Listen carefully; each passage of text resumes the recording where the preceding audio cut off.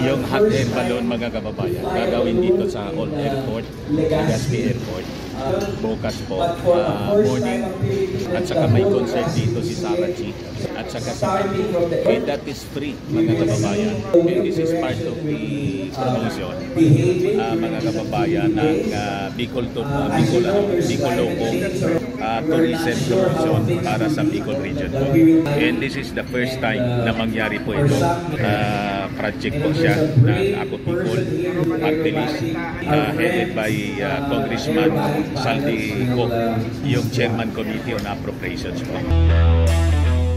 Ito naman po yung bago naming product na binibenta online.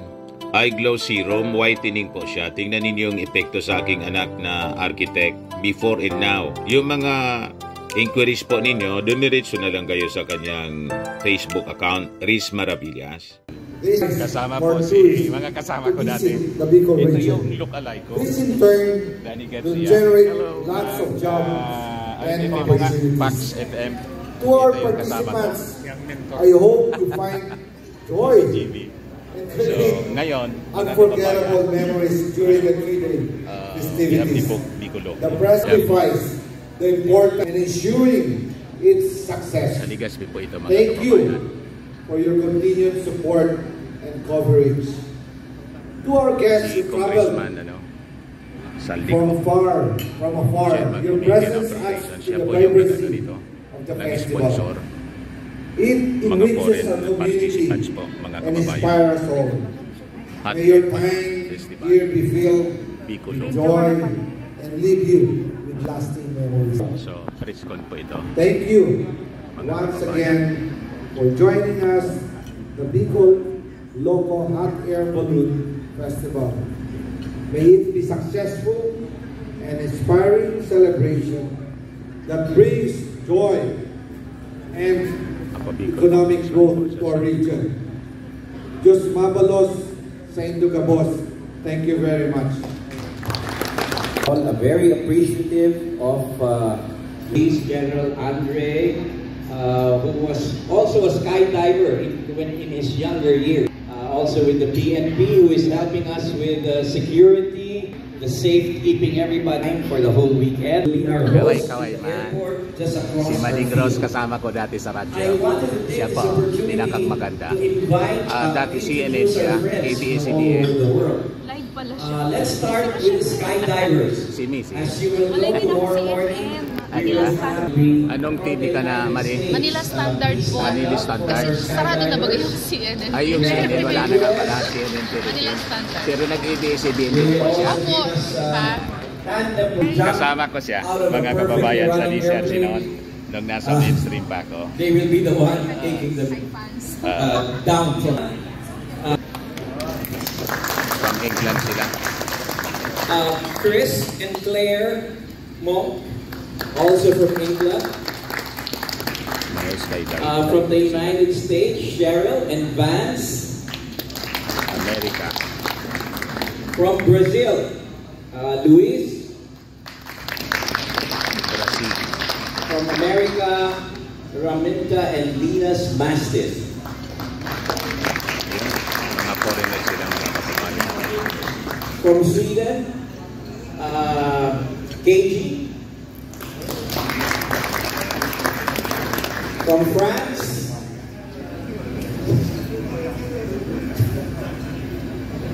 from England, Paul and Ian.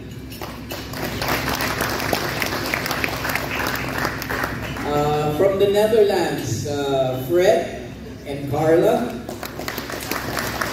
Netherlands. From Belgium, Peter. But with an American crew, Sarah. Our skydiving pilot is here also, Edison.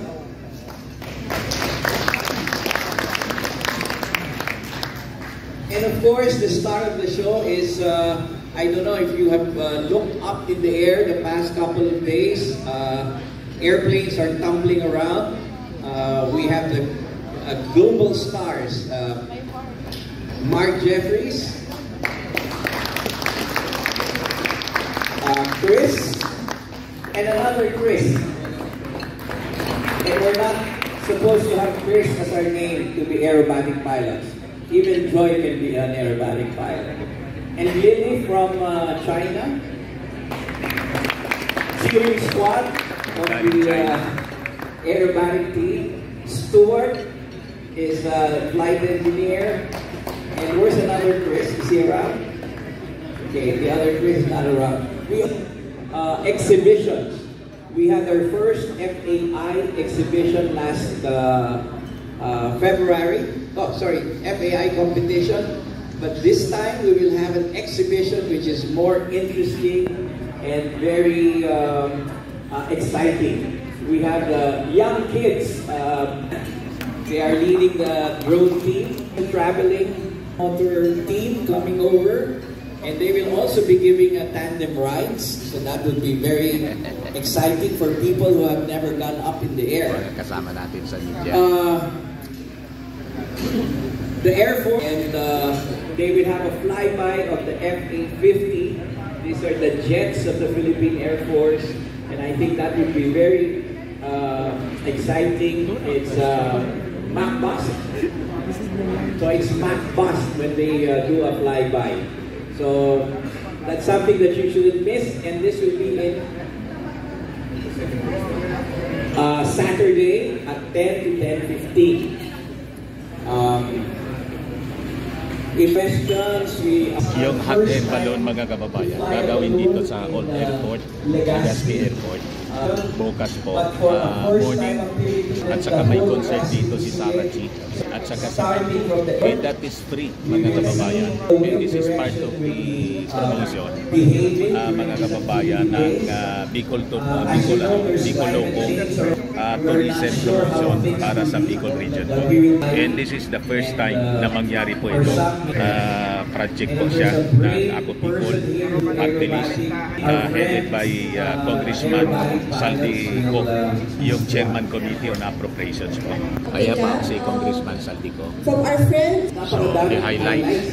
Buong araw yung highlights. Highlights po ng activity bukas, May 3. Ikwentuhan ko kayo. The highlights, of course, is the balloon. Everybody would like to see the balloon. And it's the first time. And also, we have special shaped balloons. These are not just ordinary balloons.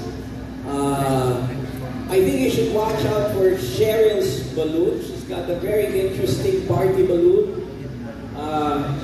Luis has a balloon. It's like a dog.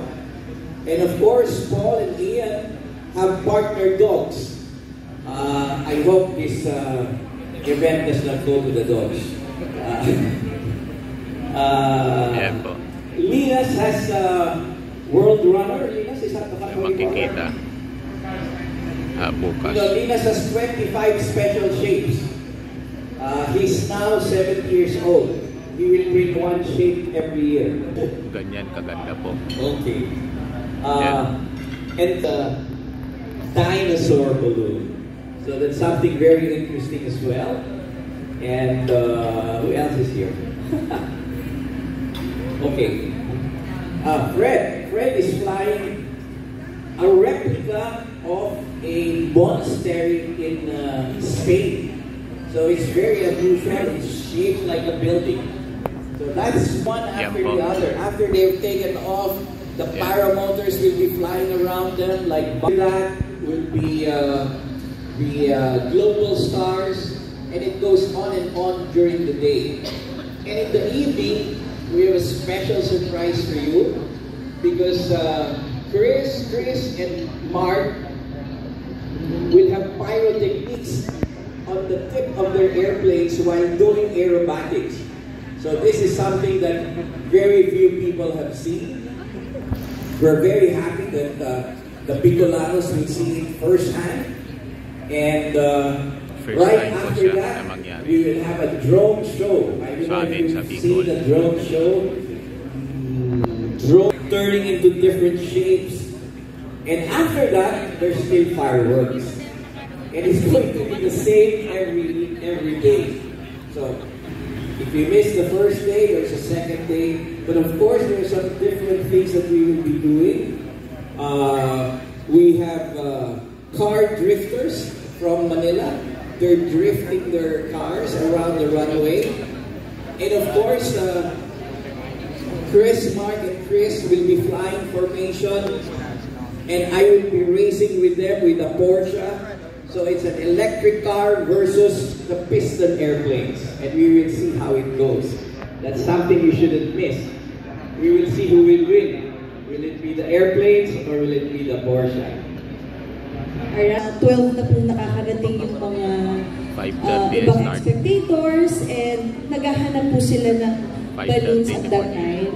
Mahirap na po makalipad yung hot air kapag mainit na po. So we really need your help in announcing to your followers po. Alright? For the next question. So, magiging yearly na yata ito. Sabi ni Congressman Santiago. Trabaho ang ating mga kababayan. So, For tourism and jobs, job creation. Buy more balloons like kagaya po sa Cappadocia, nung pagpasyal namin, sabi nga ni Joy, there's around 150 balloons or 200. Ang saya po ng pakiramdam na ang balloon during early morning, sabay-sabay silang lumilipad. Very colorful ang skies. So, will happen. Ayan po Ito yung po, makikita bukas. ginagawa natin is this just the balloon will fly. Rusty and his friend will make the balloon fly today or tomorrow and the other day. Thank you. You know, you very good community work. Everybody should like Sila yung town magpapalipad po fiesta. We should exhibit ng our balloons. products and Nakasakay what po our sila, products siyempre, sa are. balloons. And they will bring all these pilots to the Nakasakay different sila. areas after the activity. And they will all 100 and the next 100 will bring 500 and it will be a continuous process of bringing friends and foreign visitors in your community. We have a lot of questions from our friends here. Morning everyone. Sir, Kong Selby, Nagsima Video po, Radyo Pilipinas, the government media. Sir Kong, thank you very much. Quite exciting. You know, we're Bicolandos are excited of this first Bicoloco Festival.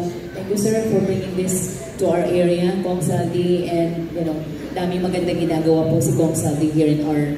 Because you might buy all the line there. Location kasi napakalapit sa Mayon.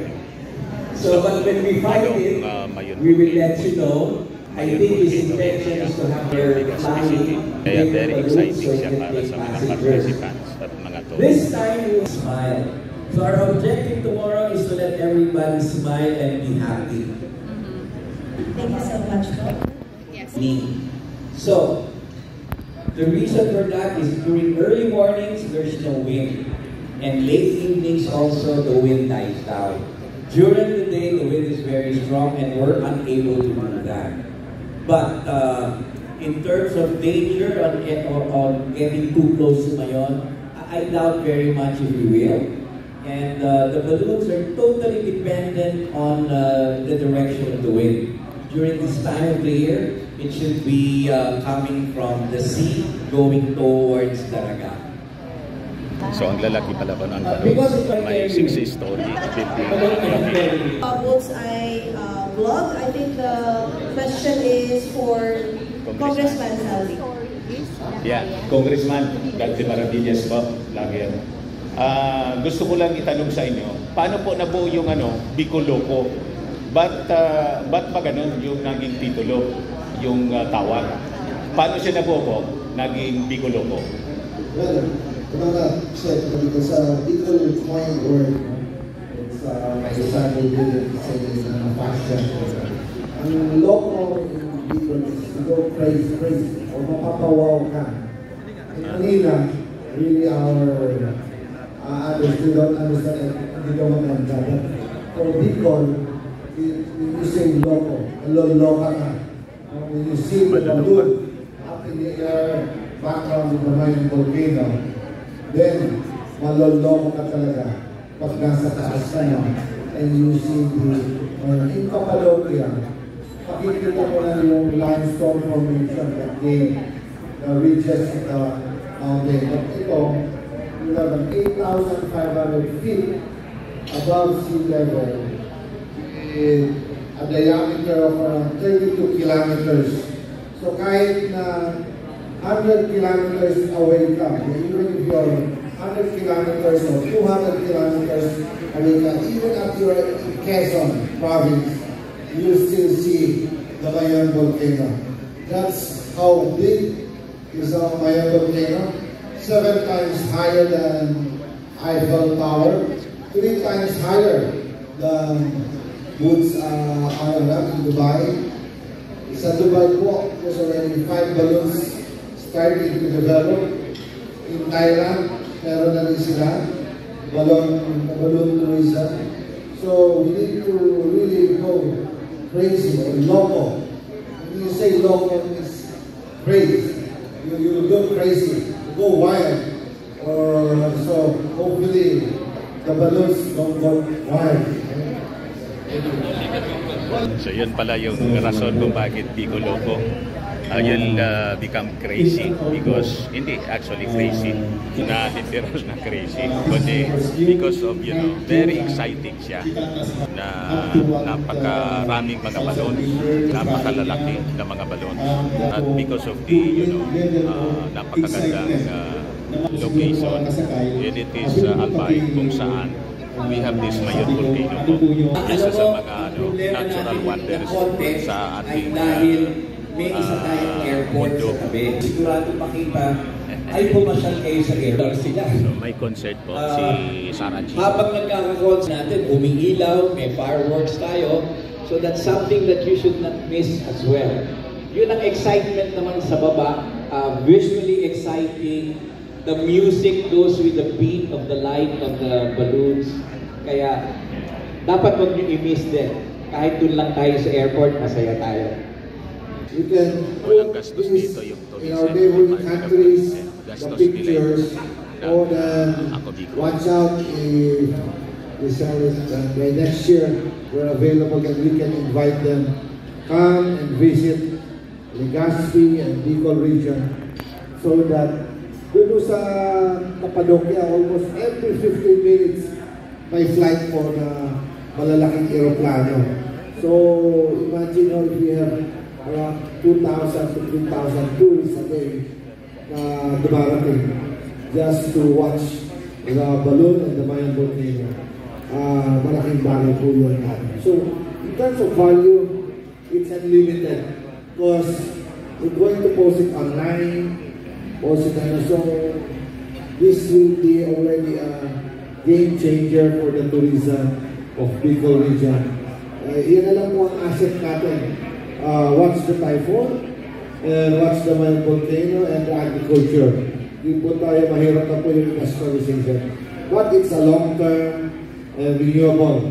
We've been trying to promote, 1998 pa kami nag-start ito, no? The international airport.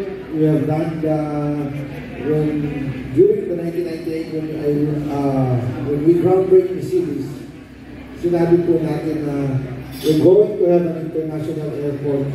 And maraming nagtataka, ano nangyayari? So, na mangyayari. Now, nagawa po natin yung international airport for almost 26 years of dream and talagang lobby at pakiusap sa ating mga kaibigan, nagawa po yung international airport. Now, we have all the infrastructure, the bridge going to the cities, the roads, alawang kalsada yun, nalagyan ng circumferential road, and we're doing also, we have done the boulevard, we have done hopefully the international cruise terminal, nagawa natin. Then, this is the final leg, the tourism. Kasi before mo natin magawa, they said, build it and they'll come. Now they're coming, and thank you for coming in our small province in our Bicol region. Thank you. Kaway naman. Otherwise, that ends our landing is not so video good recording. Albay Best. We have Bicol's finest.